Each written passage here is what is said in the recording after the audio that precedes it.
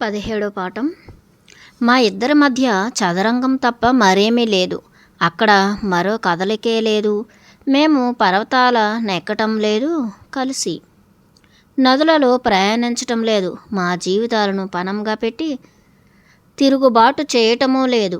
మేము కనీసం విమానంలో విహరించటం లేదు. చాలా గొప్ప సాహసకార్యం ఏమిటంటే మేము పంచుకుంటున్నది మా లంచ్, తర్వాత మా సినేగా బౌలేవారుడు ట్రాఫిక్లో కలిసిపోవటం. ఎందుకు ఆమె నన్నంతగా ఆకర్షిస్తోంది? నీవు గుర్తించావా? నేను అడిగాను. ఆమె పడమర వైపుకు ఇంటికి చేరేందుకై మెల్రోజ్ వైపుగా కారు నడుపుతున్నప్పుడు. అది మన స్నేహం పూర్తిగా నిశ్చలమైపోయింది. నిశ్చలం. ఆమె నా వైపు చూసింది. నేను ఆమెను అంటుకోవటానికి ప్రయత్నిస్తుండటంతో, ఓహ్, నువ్వు కొన్నిసార్లు అది చాలా కష్టం తెలుసుకోవటానికి. నీవు చిన్నపిల్లవాడిగా మారటాన్ని. అప్పుడు దాని నిశ్చలం అంటున్నావా? కాదు, నిజంగా మనం దేశమంతా తిరగకూడదా? కలిసి హవాయిలో తిరిగి వద్దామా? ఏదో కొద్దిగా చురుకైన సామర్థ్యాన్ని పొందటానికి. మనకు బలమైన వ్యాయామం ఏమిటంటే చదరంగంలో రాణిని ఎత్తేసి అదే సమయంలో చెక్ చెప్పేయటమే. కేవలం ఒక గమనిక. నేనెన్నడూ నీలాంటి మంచి స్నేహితులను పొందలేదు ఇంతకుముందు. మనం మానసికంగా ఒకటైపోయామా? మనం ఎక్కువగా మాట్లాడుకోవటం లేదు కూడా. రిచార్డు, ఆమె అంది. చదరంగం ఇంకా మాట్లాడు. దయచేసి వేడుకల గురించి, ధనాన్ని వెదజల్లటం గురించి కాదు. ఈ పట్టణంలో ఏది చేయవలసి ఉందో ఆ వ్యాయామం గురించి. ఆమె కారును ఒక ప్రక్క సందులోకి త్రిప్పింది. ఆమె మార్గంలోకి ఇంజిను ఆపేసింది. ఒక నిమిషం. నన్ను మన్నించు లెస్లీ. నేను ఇంటికి వెళ్ళగానే నేను కలిగి ఉన్న ప్రతి డాలర్ను తగులబెట్టేస్తాను. అది ఒక్క నిమిషం పని. ఆమె నవ్వింది. నువ్వు దాన్ని తగులబెట్టాల్సిన పని లేదు. నీ వద్ద ధనం ఉండటం మంచిదే.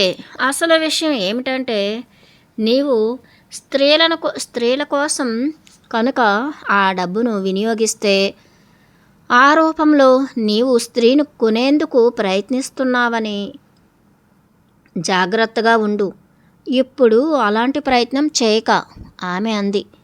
చాలా ఆలస్యం జరిగింది లెస్లీ, నేనన్నాను. నేనింతకు ముందు అలా చేశాను, ఒకసారి కంటే ఎక్కువే. వెనక్కి వాలి డోరు పైకి నా వైపుగా తిరిగి ఆమె ఇంకా కారు తెరిచే అవకాశం లేకుండా చేసింది. నువ్వు నేను దాన్నెలా కనుగొన్నానా అని ఆశ్చర్యంగా ఉందా? ఎలాగో నీవు చేసేప్పుడు నేను చూడలేదు. చూడు, నీవు చేస్తున్నది చెప్పు నాకు. ఎవరినైనా మంచి స్త్రీని కొన్నావా? డబ్బు కొత్త కొత్త విషయాలను చేయిస్తుంది. అది అరుదుగా నన్ను గమనింపజేస్తుంది. దాన్ని చూడటం జరిగింది మొదటిసారిగా నాకు. సినిమా కాదు, అయితే ఊహాత్మకంగా కాదు, మొదటిసారిగా వాస్తవ జీవితంలో. అది ఒకవేళ నేను వింత మనిషిగా ఒక త్రిముఖ ప్రేమలో ఒక స్త్రీని నా ధనంతో ఒత్తిడి చేశాను. నేను చాలా ఎక్కువ ధనం నాకిప్పటికీ కొత్త విషయమే. దానితో పాటుగా కొంతమంది చాలా మంచి స్త్రీలు ఎవరైతే ఎక్కువ ధనంతో జీవించట్లేదో, ఎవరైతే జీవితంలో దెబ్బతిన్నారో అద్దెల భారాన్ని తగ్గించుకోవటానికి అభిమానపడతారు. నా వద్దనున్న ధనాన్ని వారికి పంచడం ద్వారా వారికి సహాయపడుతుంది కదా. నేననటం లేదు నీకు సహాయం చేయటానికి నీతో గడుపుతున్నానని. నాకు దానికి ఒక సమాధానం కావాలి. నా సరియైన స్త్రీ ఆ సమయంలో 3 స్నేహితుల సమాహారంగా రక్షణ పొందేందుకు కొట్టుకులాడుతోంది. నీకు ఏది సరైనదనిపిస్తే అదే చేయి, ఆమె చెప్పింది. అయితే నిన్ను నీవు మూర్ఖుడిగా చేసుకోకు. అది ఎవరైనా నీవిచ్చే వారికి అవసరమైన సరుకులకో అవసరాలకో వారిని కొనటమో అద్దెకు తీసుకోవటమో చేసేవారు నిన్ను ప్రేమిస్తారనుకోకు. ఒక మార్గం మాత్రం ఖచ్చితంగా చెప్తాను. వారు నిన్ను ప్రేమించరు. వారిని నీ ధనంపై ఆధారపడేలా చేస్తే నేనేమి మాట్లాడుతున్నానో నాకు తెలుసు. నేను తల ఊపాను. ఆమెకి ఎలా తెలిసింది? ఆమెను డబ్బుతో లొంగ తీసుకోవాలని పురుషులు ప్రయత్నించారా? అది ప్రేమ కాదు నేనన్నాను. వారిలో ఏ ఒక్కరూ నన్ను ప్రేమించరు. మేము ఒకరికొకరం ఆనందాన్ని పంచుకుంటాం. మేము ఆనందం కోసం పరస్పర ఆధార జీవులం. బాధాకరం, క్షమించు. బాధ పసలేని వివరణ. ఆనందపు పరస్పర ఆధార జీవులు. అది నాకు నల్లులాగా కనిపిస్తోంది. తప్పే. నేను ఈ సమస్యను ఇప్పుడు పూరించలేను. మరోసారి వాళ్లకు నీవు ధనం కలిగి ఉన్నట్లు చెప్పకు, ఆమె అంది. పని చేయదు. నేను ఒక భయంకరమైన మోసగాన్ని. నేను నా నోట్బుక్ అందుకున్నాను. ఇంకా ఈ $100 బిల్లులు బల్లపై పడవేశాను. ఏముంది దానిలో? నువ్వు చెప్తున్నావు నీవు మంచి కోరుతూ. నేను ఏమి చేయాలి? నువ్వు నిలిచిపోయావేమో అక్కడే. జాగ్రత్తగా ఉండు. ఇక్కడ మరో పట్టణం లేదు నీకు చూపటానికి. ప్రజలు ఎన్నో మార్గాల ద్వారా నలిపివేస్తారు. డబ్బును ఉపయోగించలేని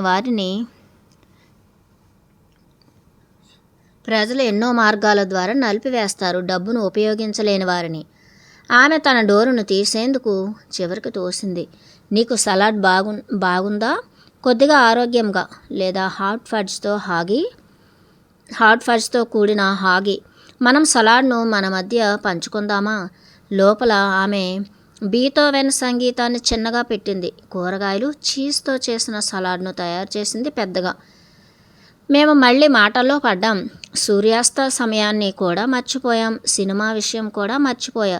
చదరంగం ఆడాం. మా ఇద్దరికీ కాలం గడిచిపోయింది. ఉదయం పెందలకడే బయలుదేరాలనుకుంటున్నాను నేనన్నాను. ఇందులో నా ఆట పైకి వచ్చేలాగా కనిపిస్తోందా నీకు? 4:00 3 పోయినట్లుగా లేదు.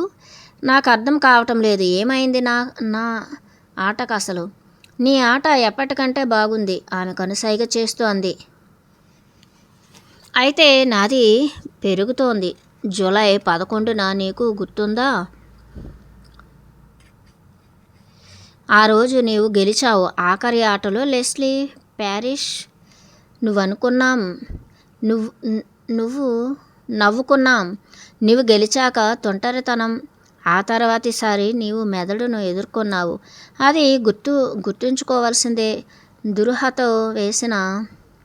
దురూహతో వేసిన మోసాలు చదరంగంలో ఇంకా ప్రతి ఒక్కటి వాటిలోని కోసం వేచి ఉన్నాయి బల్లపై. నేను నిట్టూర్చాను. తెలియకుండానే నేను నా మార్గంలో మంచిగా ఉంటాను. నీ బాంతా డ్రైవర్ నన్ను హోటల్ దాకా దిగబెడతారా? ఆమె దింపుతుంది, ఆమె అంది. అయితే ఆమె బల్ల వద్ద నుండి కదలలేదు. ఆ రోజు నాతో గడిపినందుకు నేను ఆమెకు కృతజ్ఞతలు తెలిపేందుకు నేను ఆమె వైపుగా కదిలాను. తన చేతిని అందుకొని తేలికగా వెచ్చగా పట్టుకున్నాను. చాలాసేపు మేమిద్దరం ఒకరినొకరం చూసుకున్నాం. మాటలు లేకుండా ఇద్దరము గుర్తించలేదు. కాలం ఆగిపోయిందని ఆ అనుభూతిని మాటలలో ఎన్నటికీ వ్యక్తపరచలేము. తర్వాత ఎలాగో మేమిద్దరం ఒకరినొకరం పట్టుకున్నాం. సున్నితంగా ముద్దు పెట్టుకున్నాం. అలా నాకెప్పుడు అనిపించలా. తర్వాత లెస్లీ ప్యారిష్తో ప్రేమలో పడ్డాక నేను కలిగి ఉన్న ఒకే ఒక సోదరుని ఎప్పటికీ నాశనం చేస్తున్నానని.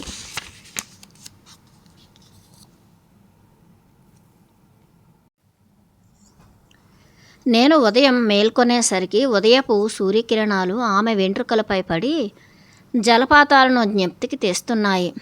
మాదిళ్ళ మధ్య నుండి నేను ఆమె నవ్వుతో మేలుకొన్నాను.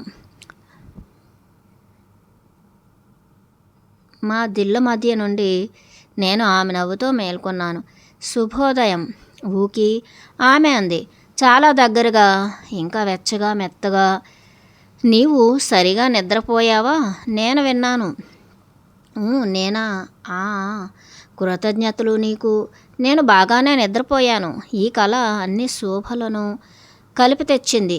గడిచిన రాత్రి అది నీవు నన్ను హోటల్కి తీసుకువెళ్ళబోయావుగా. అయితే నీకు చిన్న ముద్దివ్వకుండా ఉండలేకపోయాను. ఇంకా తర్వాత ఎంత అందమైన కళ. ఒక్కసారి ఆ స్త్రీ నన్ను ఆశీర్వదించింది. మంచంలో ఆమె నాకు కొత్త కాదు. ఒకే ఒక్కసారిగా నా జీవితంలో ఈ వ్యక్తి సరిగ్గా నాకు చెందినదే. అందుకే నేను అలా చేశాను. నేను ఆమె ముఖాన్ని సవరించాను. ఇదంతా కేవలం ఒక్క నిమిషంలా అనిపించటంలా నీకలా లేదు? ఇంకా నీవు గాలిగా మారిపోలా? గడియారం ఆగిపోలా? లేదా టెలిఫోన్ మోత ఇంకా నీవు అడిగావు నేను సరిగా నిద్రించానా అని. ఆ తర్వాత కాల్ లేదు. నేను ఇంకా కల కనాలనుకుంటున్నాను. దయచేసి రింగు. ఆమె సన్నని కంఠంతో అంది. ఆమె తను కప్పిన వాటిని వెనక్కి తోసింది. లైట్ పట్టుకుంది. ఆమె చెవిలో టెలిఫోన్ లేదు. సూర్యకాంతి ఆమె నవ్వులో, ఆమె పలుచని భుజాలు ఎదసోయగం నన్ను ఎక్కువగా మేల్కొలిపాయి. రింగు. హలో రిచార్డ్, రాత్రి ఎలా నిద్రపోయావు? "ఊ." ఆమె తనను తాను అప్పటికప్పుడు ఒక అమాయకపు భ్రమాత్మక సన్నివేశంలోకి స్వచ్ఛంగా పూర్తిగా జార్చుకుంది. ఒక నక్షత్ర కాంతితో కూడిన మేధస్సు, వేనస్ లాంటి శరీరము. నేను కన్నులార్పి చూశాను ఆ దగ్గరితనాన్ని ఆమె కదలికలో, ఆ వాక్యంలో, ఒక కొంటెతనంతో ఉన్న కళ్ళల్లో.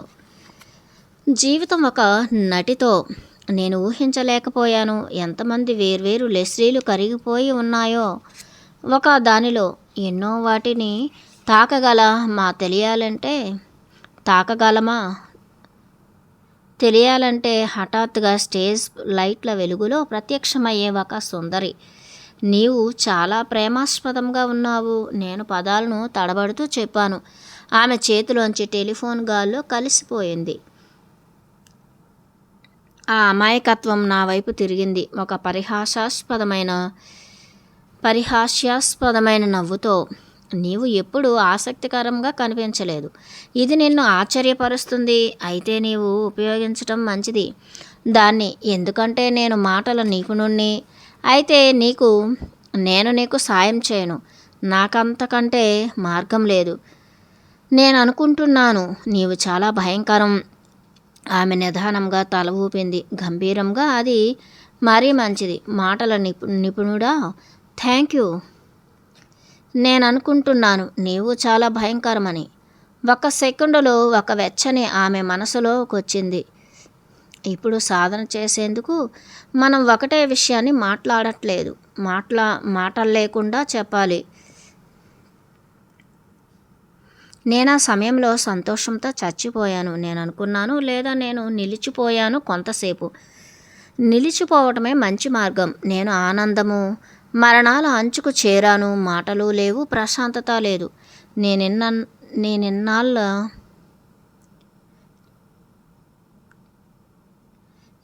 నేనిన్నాళ్ళ నుండి నాకు సరిపోయే స్త్రీని కనుగొనలేదు.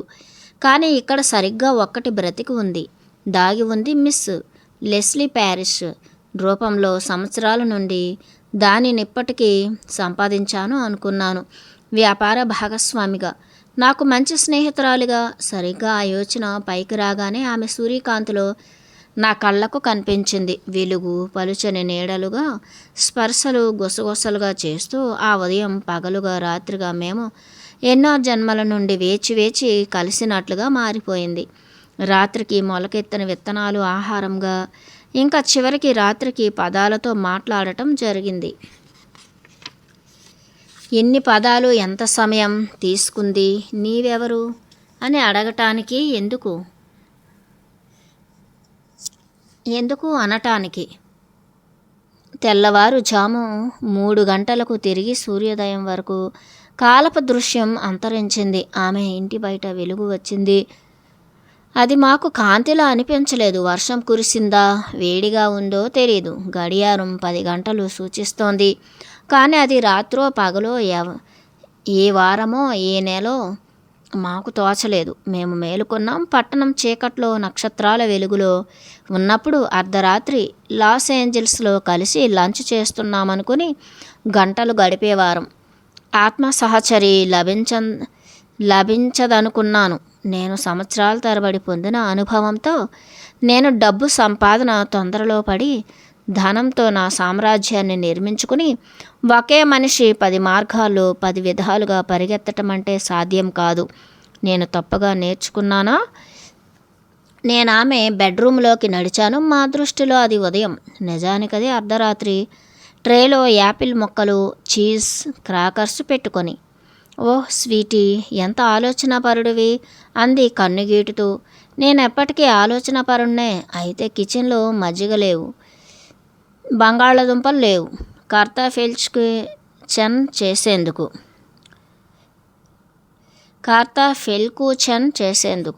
కార్తా ఫెల్కుచెన్ ఆమె అడిగింది ఆశ్చర్యంగా. నా చిన్నప్పుడు, నేను చిన్నపిల్లగా ఉన్నప్పుడు మా అమ్మ చేసేది కార్తా ఫల్కుచెన్. నేననుకుంటాను ఆ వంటకాన్ని తలుచుకునేదాన్ని ఈ ప్రపంచంలో నేను ఒక్కదాన్నేనేమోనని. నీకది తయారు చేయటం తెలుసా? ఆ వంటకం చేసే విధానం ఆ సాధారణ మనసులో దాచిపెట్టబడి ఉంది. మా నాయనమ్మ నుండి నేర్చుకుని ఈ 15 సంవత్సరాల తర్వాత ఆ వంటకం పేరు పలికిన దాన్ని నేనే చూస్తున్నాను. నేను దిండ్లను ఒకదానిపై ఒకటి వేసుకుని మెత్తగా వాటికి ఆనుకొని జారిగిలబడి మనం కలిగిన విషయాలన్నింటినీ లిస్టు వ్రాయాలి అంటూ ఆమె చక్కగా కనబడే విధంగా కూర్చున్నాను. నేను అనుకున్నాను, నేనెలా ఆమె అందాన్ని ప్రేమించాలి? నువ్వు నాకొక సమాధానం చెప్పాలి. చెప్తావా? ఆమె అడిగింది. ఏమిటది? చెప్పు అన్నాను. నేను ఒక 100% మగవాణ్ణి కోరుకున్నాను. అతడు తెలివైనవాడు, క్రియేటివ్గా ఉండాలి, హాస్యపూరితంగా ఉండాలి, ఇచ్చను, ఆప్యాయతను, ఆనందాన్ని అదుపు చేయగలవాడిగా ఉండాలి అని. అతను సంగీతాన్ని పంచుకునేలా, ఇంకా ప్రకృతిని ఆస్వాదించేలా, శాంతియుతంగా ఆనందంగా జీవితాన్ని గడిపేలా ఉండాలి. పొగ త్రాగటం, మద్యపానం చేయటం, డ్రగ్స్ వాడటం ఉండకూడదు. ప్రేమను నేర్చుకుంటూ ఎప్పటికీ ఎదగాలన్న ఇచ్చతో ముందుకు సాగేవాడిగా ఉండాలనుకున్నాను. అందంగా, పొడవుగా, సన్నగా, మెత్తని చేతులతో, సున్నితంగా, మగతనంతో, ప్రేమికుడిగా, ఆకర్షణీయంగా ఉండాలనుకున్నాను. ఏమిటి ఇదే ప్రశ్న అయితే? అవును, నేను సమాధానమిస్తాను. నాదింకా పూర్తి కాలేదు. అతను భావనాత్మకంగా నిలకడగా ఉండాలి, గౌరవయుతంగా, విలువనిచ్చేవాడిగా, ఇంకా ధనాత్మక దృక్కోణంతో ఉన్న వ్యక్తిత్వం కలవాడిగా, అధిక ఆధ్యాత్మిక స్థితితో, మతాలు లేకుండా పిల్లలను ప్రేమించేవాడిగా ఉండాలనుకున్నాను. ఎందుకు? అది నాకు ఒక ఉత్తరం. నేను కూడా నీ పిల్లిని ప్రేమిస్తాను. అయితే నాకిప్పుడు అనుమానంగా ఉంది, ఈ అనుభూతి పరస్పరమా అని. అతనికి సమయం ఇవ్వు ఆమె అంది. వాడికి కొద్దిగా అసూయగా ఉంది నీ మీద. నేనన్నాను. ఓహ్, నీవు పంపేశావా? పంపేయటమేమిటి? ఆమె అంది ముందుకు వంగి, దిండ్లు సర్దుకుంటూ. ఆమె అలా ముందుకు వంగటం నన్ను ఒకేసారిగా మంచులోకి, అగ్నిలోకి తోసినట్లనిపించింది. ఆమె అలాగే చాలాసేపు ఉంది. నేనెలా ఉన్నానో ఆమె గ్రహిస్తోంది. ఆమె కదులుతున్నప్పుడు, మాట్లాడుతున్నప్పుడు ప్రతి కదలిక, ప్రతి మాట నాలో ఆనందాన్ని నింపుతూ ఉన్నాయి. గమనిస్తూనే అన్నాను. నువ్వు పశువ్వి. నేను ఏమిచ్చి పంపించాను? ఒకవేళ నీవు అలాగే ఉంటే దయచేసి మనం మంచిగా మాట్లాడుకుందాం. నీవు కనుక తయారైతే. నేను మరోసారి సారీ చెప్పాను. ఆమె తన ఆపాద మస్తకం దుప్పటి కప్పుకుంది. మంచిది. నీవు చెప్పిన దానిని బట్టి నేను నీ పిల్లికి ఏదో కొంత పెట్టాలంటావు, దాని అవసరం తీర్చాలంటావు. దానికి నా మీద అసూయ కలగకుండా నేను చెప్పిన దానికి అర్థం ఇచ్చేసేయమని. నేను సంతోషిస్తున్నాను, నువ్వు సరిగ్గా అర్థం చేసుకున్నందుకు అంది. నీకు భయంగా లేదు? నాకు తెలిసేమోనని. నేను నీ దగ్గర అలుసుగా తీసుకుంటున్నానని. నీవు నన్ను అలుసుగా తీసుకోవాలనుకుంటున్నావా? ఒక అద్భుతమైన ప్రేమ భావంతో నేను ఆమె వద్దకు నడిచాను. ఆ జారిపోతున్న తెల్లని లెనిన్ను పై వరకు లాగి కప్పాను. నేను ఇది జారుతోందని గుర్తించాను మేడం. నీతో కొంతసేపు మాట్లాడేందుకై బహుశా నేనలా జాగ్రత్త పడి ఉండవచ్చు. నీవెంత మంచివాడువు ఆమె అంది. నీవు నమ్ముతావా? నేను అడిగాను. రక్షణ దేవదూతలను, గార్డియన్ ఏంజల్స్ని మనను రక్షిస్తూ, గమనిస్తూ, నిరంతరం మనకు మార్గదర్శకత్వం చేస్తాయి. కొన్నిసార్లు. అవును. తర్వాత చెప్పు నాకు, మన ప్రేమ జీవనానికి గార్డియన్ ఏంజెల్స్ యొక్క జాగ్రత్త ఎందుకు తప్పకుండా అవసరం? ఎందుకు తప్పకుండా అవసరం? ఎందుకు అవి మానవుల శృంగారాన్ని మార్గదర్శకత్వం చేస్తాయి? తేలిక, ఆమె అంది. ఒక గార్డియన్ ఏంజెల్కి ప్రేమించటం ప్రాముఖ్యత కల కలది కనుక మిగిలిన అన్ని జీవితాల కంటే వాటికి అంతకంటే ఇంకేం కావాలి జాగ్రత్త చేయటానికి? అవుననుకోండి, నేను అనుకున్నాను ఆమె చెప్పింది సరైనదే. నీవు అనుకుంటున్నావా అది సాధ్యమేనని? ఆ గార్డియన్ ఏంజల్స్కి మానవ రూపం ప్రతి ఒక్కరి కోసం తీసుకోవటం, ప్రేమికులుగా ఉంచేందుకు ప్రతి కొన్ని జన్మలలోనూ. నేనన్నాను. ఆమె తన క్రాకర్ను కొరుకుతూ దాని గురించి ఆలోచించి అవును అని వెంటనే ఆ గార్డియన్ ఏంజెల్ నా ప్రశ్నకు సమాధానమిస్తుందా? అవును, తప్పకుండా. ప్రతి పురుష గార్డియన్ ఏంజెల్ కూడా సమాధానమిస్తుంది. దేశమంతటా ఆ ప్రశ్నకు వారికి తెలిసి ఉంటే అది నువ్వైనా తెలియజేయి. నేనొక్కటి అడుగుతాను, ఆమె అంది. ఆ తర్వాత క్షణంలో అడిగింది, నీవు ప్రశ్నిస్తావా క్యాడ్? నేను తల ఊపాను. నేను ఆశ్చర్యపోయాను. సంవత్సరాల తర్వాత వ్రాస్తూ కోరినది 100% స్త్రీ గార్డియన్ ఏంజెల్ మానవ శరీరంలో దయతో, స్వతంత్రంగా, సాహసోపేతంగా అధిక విజ్ఞానాన్ని కలిగేందుకు కోరుకుంటూ, సాధ్యతను ఆశిస్తూ, మేలుకొనేందుకు, ఇంకా ప్రతిస్పందిస్తూ, క్రియేటివ్గా అనేక విధాలుగా సమాచారం నేర్పుతుంది. అది తప్పక పూర్వ లాటిన్ భాష మాట్లాడాలి. ఇది నిజమా? ఆమె అంది. కాదు, నేనన్నాను. ఆ ఏంజెల్ కేవలం తన కాంతివంతమైన కళ్ళు, నిలబెట్టే శరీర సౌష్ఠవము, పొడవాటి బంగారు వెంట్రుకలు ఉండాలి. దానికి ఇంకా చాలా వివేకంతో కూడిన కుతూహలము, నేర్చుకునేందుకు ఆకలి, వృత్తిని, అనేక సృజనాత్మకతలను, వ్యాపార రంగాలలోనూ గొప్ప మేనేజ్మెంట్ స్థితులు కలిగి, నిర్భయత్వం, ఏవైనా రిస్కులు వస్తే ఎదుర్కోగల సత్తా కలిగి, ఎంతకాలమైనా ఆనందంగా జీవించగల సామర్థ్యం కలిగి ఉండాలి. ఆమె జాగ్రత్తగా వింది. నిలబెట్టే అందము, పొడవైన బంగారు వెంట్రుకలు అనేవి ఈ భూమి మీద సాధ్యమేనంటావా ఏంజెల్కి? అంది.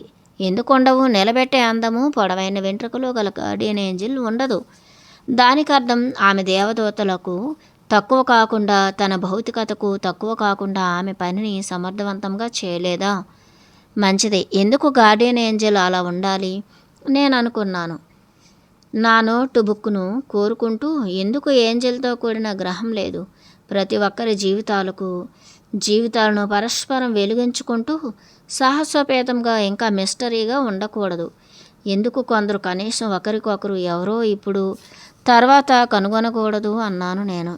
అలా మనం సృష్టించుకోగలిగితే ఎలాంటి శరీరాన్నైనా మన భౌతికత చాలా మధురంగా మారిపోతుంది కదా? ఆమె అంది. టీచరు అందంగా ఉంటే మనం ఎక్కువ ఏకాగ్రతను చూపుతాం. అవును, నేనన్నాను. ఒక క్షణం. నేను ప్రక్కన పడి ఉన్న నా నోట్బుక్ని తీశాను. ఆమె చెప్పిన దాన్ని వ్రాసాను. ఒక డాష్ పెట్టి ఎల్ అని పెట్టాను. నీవెప్పుడైనా గుర్తించావా? నీవు ఒక వ్యక్తిని తెలిసిన కొంతసేపటికి వారు కనిపించే విధానం మార్పు చెందుతుందో? అతను మహా అందగాడై ఉండాలి ప్రపంచంలో, ఆమె అంది. అయితే అతను సాదాగా పేలాల వలె మార్చేయాలి. అతనేమి చెప్పనప్పుడు ఆ సాదాసీదా మనిషి చెప్తాడు ఏది తనకు విషయమో, దేనిని అతడు జాగ్రత్త చేస్తాడో. ఇంకా 2 నిమిషాల్లోనే అతడు అందగాడవుతాడు. అతడిని నీవు హత్తుకోవచ్చు.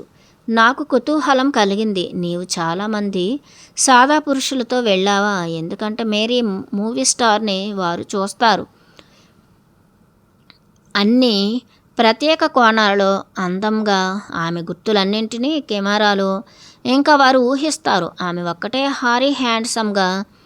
వారు అప్పుడప్పుడు నాతో బయటకు వస్తారా అని అడుగుతారు. రిచార్డ్, ఆమె తెలివి తక్కువ మూర్ఖులు నేను అనుకున్నాను. తెలివి తక్కువ మూర్ఖులు నేను అనుకున్నాను. వారు ఎప్పుడో ఒకసారి అడుగుతారు. ఎందుకంటే మనం ఉపరితలాన్నే విశ్వసిస్తాం. ఆ ఉపరితలం మనం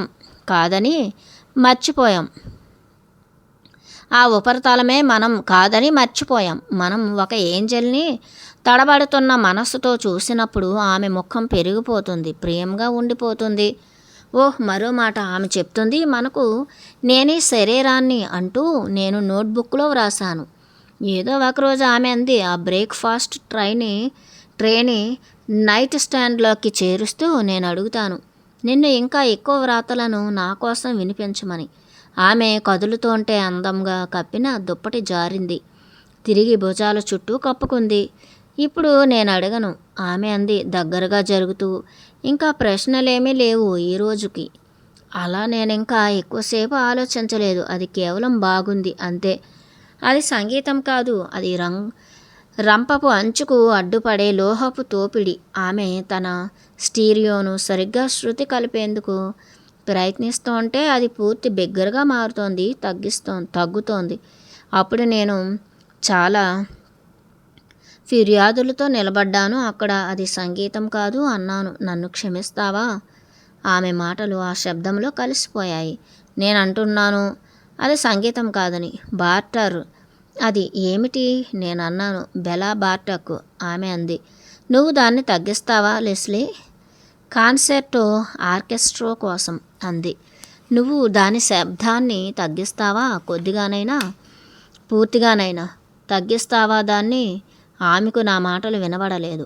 ఆమె ఆ ఆలోచన అందుకుని శబ్దాన్ని తగ్గించింది. థ్యాంక్ యూ నేను అన్నాను. ఊకి, నీవు దాన్ని గౌరవనీయంగా భావిస్తున్నావా? ఆ సంగీతాన్ని నేను జాగ్రత్తగా గమనించాను. అప్పుడే స్నానం చేసి వచ్చిన ఆమె అప్పుడే ధరించిన వస్త్రాలతో తలకు ఆరేందుకు కట్టిన టవల్తో ఉంది.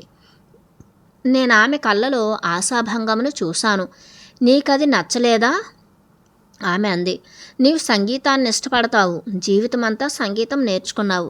ఎలా దాన్ని సంగీతం అంటున్నావు? ఆ శృతి లేని శబ్దాన్ని, మనం వింటున్న దాన్ని ఎలుక కొరికినట్లుగా ఎలాగంటున్నావు అది సంగీతమని? పిచ్చి రిచార్డ్, ఆమె అంది. అదృష్టవంతుడైన రిచార్డ్, నీవు సంగీతం గురించి చాలా నేర్చుకోవాలి. చాలా అందమైన స్వర సమ్మేళనాలను, శ్లోకాలను, బృందగానాలను అది నీవు మొదటిసారిగా వింటున్నావు కదా. ఆమె ఆ టేపును ఆపింది. దాన్ని తిరగవేసి మిషన్ నుండి తీసివేసింది. అది దగ్గరలోనే ఉంది బార్టక్. అయితే నేను ప్రమాణం చేస్తున్నాను నీకు, ఒకనాడు నీవు వాటిని వింటావు. ఇప్పుడు విన్న వాటినే నీవు గొప్పగా ఉన్నాయంటావు. ఆమె తన సముపార్జించిన టేపుల కలెక్షన్ అనంతా వెతికి ఒకటి తీసి స్టీరియోలో ఉంచింది. ఎక్కడ బార్టక్ ఉంటుంది? నీకెలా నచ్చుతుంది? కొన్ని వింటే బాకు. నీకు నీ తాతగారి సంగీతం వినటం ఇష్టమేనా? నీవు చూడబోతే నన్ను నీ ఇంట్లోంచి బయటకు నెట్టేసేలా కనిపిస్తోంది ఇలా చెప్తోంటే. నేను ఆమెతో అన్నాను, అయితే నేను ఆయన సంగీతాన్ని ఒక్క అరగంట మాత్రమే వింటాను. ఇంకా తర్వాత నాకు విసుగు వచ్చేస్తుంది. విసుగా? బాకును వినటానికి అంటే నీకు తెలియదన్నమాట ఎలా వినాలో. ఆమె ఒక రాకారు స్విచ్ నొక్కింది. ఆ టేపు పాడటం మొదలుపెట్టింది. మొదటగా నీవు ఇక్కడ సరిగ్గా కూర్చోవాలి. రా, ఇక్కడ వచ్చి కూర్చో స్పీకర్ల మధ్య. ఇక్కడ ఎందుకంటే ఇక్కడైతేనే మనం మొత్తం సంగీతాన్ని వినగలం. అది చూడబోతే సంగీతపు వానమాలు లాగుంది. అయితే ఆమెతో ఉండటం నాకు ప్రియం, ఆమెకు దగ్గరగా కూర్చోవటం. నీతో కలిసి ఉన్నప్పుడు అదొక్కటే నిన్ను ఎదిరించకుండా చేస్తుంది. ఇప్పుడు చాలామంది సంగీతాన్ని సమంగా వింటుంటారు, దానిలోని మార్ధవంతో పడి. అయితే నీవు దాన్ని నిర్మాణాత్మకంగా కూడా వినాలనుకుంటున్నావు. ఎప్పుడైనా నీవు అలా చేసావా? నిర్మాణాత్మకంగా? నేను అన్నాను, లేదు.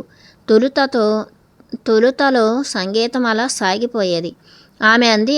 ఆర్గాన్ నోట్లు పైనున్న ల్యాండ్ స్లైడ్ మీదుగా సామాన్యమైన స్వరజాలము ఒకేసారి లాగబడుతుంది.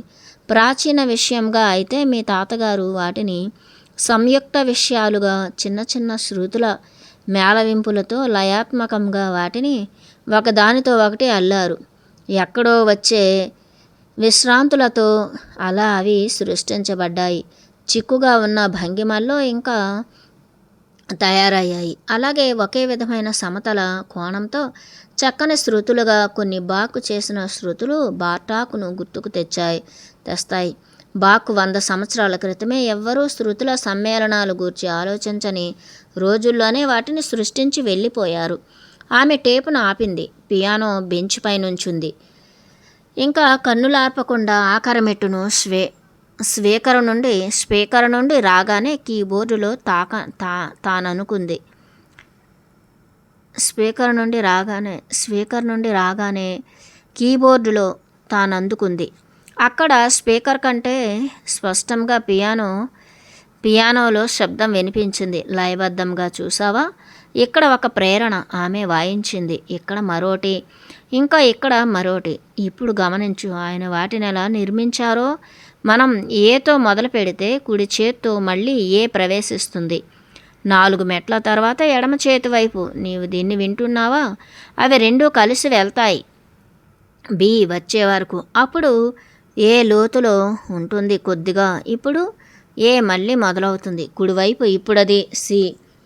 ఆమె విషయాలను కూర్చింది ఒకదాని తర్వాత ఒకటి. అప్పుడు అన్నింటినీ కలిపింది.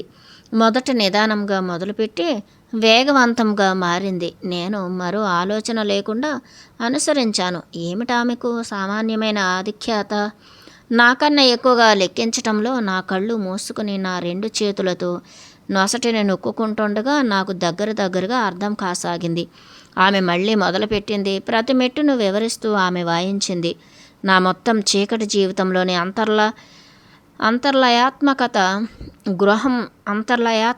గృహం నుండి ఒక వెలుగు ప్రకాశించటం మొదలుపెట్టింది.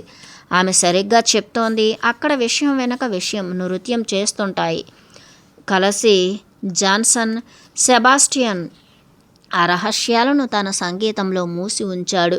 బాహ్య ఒత్తిళ్లతో ఎవరైతే ఉపరితలాల లోతుల్లో చూస్తారో వారి కోసం. నీవు ఒక ఆనందానివి కాదు నేనన్నాను. ఆమె చెప్తున్నదేంటో అర్థం చేసుకున్న ఆవేశంతో నేను దాన్ని విన్నాను. అది నిజంగా అక్కడే ఉంది. ఆమె నేనెంత సంతోషంగా ఉన్నానో అంత సంతోషంగానూ ఉంది. తాను తలదువ్వుకొని తయారవ్వాలని మర్చిపోయింది. ఆమె ఒక సంగీతపు షెల్ఫ్ వెనక నుండి తీసి పియానో ముందుంచుకుంది. జాన్సన్ సెబాస్టియన్ బాక్ అది చెప్పింది. ఇంకా తర్వాత ఒక గందరగోళపు నోట్సు. ఇంకా అది చుక్కలు, గీతలు, ముడులు, కామాలు, ఇంకా ఏవేవో ఇటాలియన్ గుర్తులతో ఉంది. కుడి నుండి మొదలుపెట్టి పియానో వాయించేవారు చక్రాలు పైకెత్తి తుఫాను గాలులోకి ఎగిరినట్లు. ఆమె ఒక కాన్ బ్రియోని వాయించటం మొదలుపెట్టింది. ఏదైతే నేను భావించానో దాన్ని ఆమె వాయించసాగింది. చాలా శక్తివంతంగా, చల్లగా లేదా వెన్నెల కాంతిమయంగా. అద్భుతం. నా స్నేహితురాలు ఎవరితోనైతే నేను కొత్తగా నా సమయాన్ని పండించుకుంటున్నానో వెచ్చగా ఇంకా భోగాల ఛాయలలో ఎవరితో నేను ఆంగ్ల భాషను ప్రేమగా, స్పానిష్ను నవ్వులాటగా, జర్మన్, ఫ్రెంచ్ భాషలను ఎక్కువగా అర్థం కాకుండా ప్రయోగాలు సృష్టిస్తున్నానో ఆ నా స్నేహితురాలు ఒక్కసారిగా తన కొత్తదైన విశాలమైన సంగీతపు క్లిష్టతరమైన భాషతో విజృంభించింది. నేను మొదటి రోజును వినడం నేర్చుకునేందుకు వినియోగించాను. ఆ సంగీతం పియానో నుండి జాలువారింది. స్వచ్ఛమైన చల్లని నీరు భగవత్ సాక్షాత్కారము పొందిన రాయి నుండి ఉద్భవించినట్లు, మన చుట్టూ మెరుపులను వర్షిస్తున్నట్లు. ఆమె వేళ్ళు ఆగటం సాగటం మన కంటికి కనిపించినంత వేగంతో వంగుతూ సాగుతూ కంటికి అందకుండా కరిగిపోతూ ఒక అద్భుతంలో మనను అంటుకుపోయేలా చేస్తూ కీబోర్డుపై తమ మెరుపుల విన్యాసాన్ని వర్షిస్తున్నాయి. ఆమె నా కోసం ఇంతకు ముందెన్నడూ పియానో వాయించలేదు. ఇంకా చెప్తోంది తాను సాధనకు దూరంగా ఉన్నానని. చాలా స్వీయ చైతన్యంతో ఆ కీలను వాడలేనంతగా ఆ పరికరాన్ని వాయిస్తోంది. నేను ఆ గదిలో ఉన్నప్పుడు ఏదో మా ఇద్దరి మధ్య జరుగుతోంది. అయితే మేము ప్రేమికులం. ఇప్పుడు ఆమె వాయించేందుకు స్వేచ్ఛ ఉంది. లేదా ఆమె అధ్యాపకురాలా? చాలా తెగించి ఆమెను చెవిటి దానిగా చేసుకునేందుకు సాయం చేసుకుంటోందా?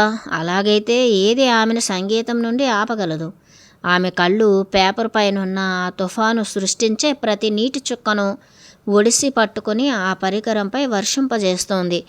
ఆమె తానొక శరీరం కలిగి ఉన్న విషయాన్ని మరిచిపోయింది. కేవలం ఆ చేతులు మాత్రమే మిగిలి ఉన్నాయి.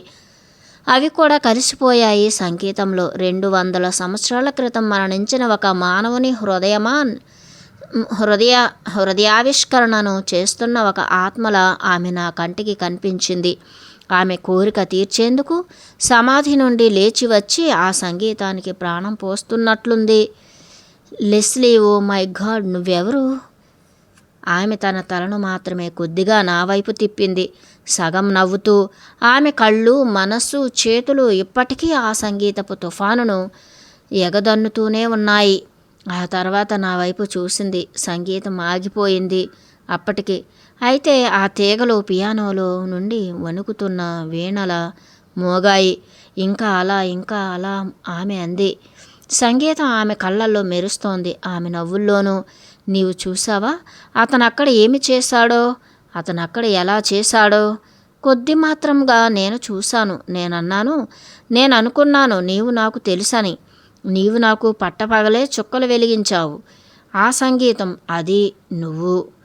నేను సాధన చేయటం లేదు, ఆమె అంది. చేతులు పని చేయటం లేదు సరిగ్గా, సాధన లేకపోవటం వల్ల. లెస్లీ, కాదు, ఆగు, విను. నేనేదైతే విన్నానో అది స్వచ్ఛంగా విన్నాను. స్వచ్ఛమైన ప్రకాశాన్ని. అది నీవు మేఘాలను చొచ్చుకొని వచ్చే పగటి సూర్యకాంతిలా నాకు కనిపించావు. అది ఆ కాంతిలా నేను విన్నాను. నీకు తెలుసా అది ఎంత బాగుందో, ఎంత ప్రేమాస్పదంగా ఉందో? నువ్వు దాన్ని పియానోతో చేశావు. నేను అనుకోలేదు. నీకు తెలుసా అది నేనెన్నుకున్న వృత్తి. ఆ పియానో. ఒక విషయం తెలుసుకోవాలి మాటల్లో. అయితే నీవు ఎన్నడూ వాయించలేదు ఇంతకుముందు. నీవు నాకు మరో గొప్ప స్వరాన్ని అమాంతంగా వేరుగా దింపావు. ఆమె కనుబొమ్మలు ముడిచింది. ఇప్పుడు మీ తాతగారి సంగీతాన్ని విసుగు చెందావు కదా? ఎన్నడూ, నేనన్నాను నమ్మకంగా. అదే మరోసారి ఆమె అంది. నీ మనసు చాలా ఎక్కువగా అతనిలా అర్థం చేసుకోవటం కష్టం. ప్రతి భాష దాని తాళపు చెవిని కలిగి ఉంటుంది. అలాగే మీ తాతగారి భాష కూడా. విసుగ్గా దాని బదులు ఆమె నా ప్రాణాన్ని అంగీకరించింది. ఆమె నా ప్రమాణాన్ని అంగీకరించింది పెంచుకునేందుకు. నన్ను ఇష్టంగా ఆశ్చర్యపరిచి పడిపోయేలా చేసింది. ఆశ్చర్యపరిచి పడిపోయేలా చేసింది. ఇంకా తల దువ్వుకునేందుకు వెళ్ళింది.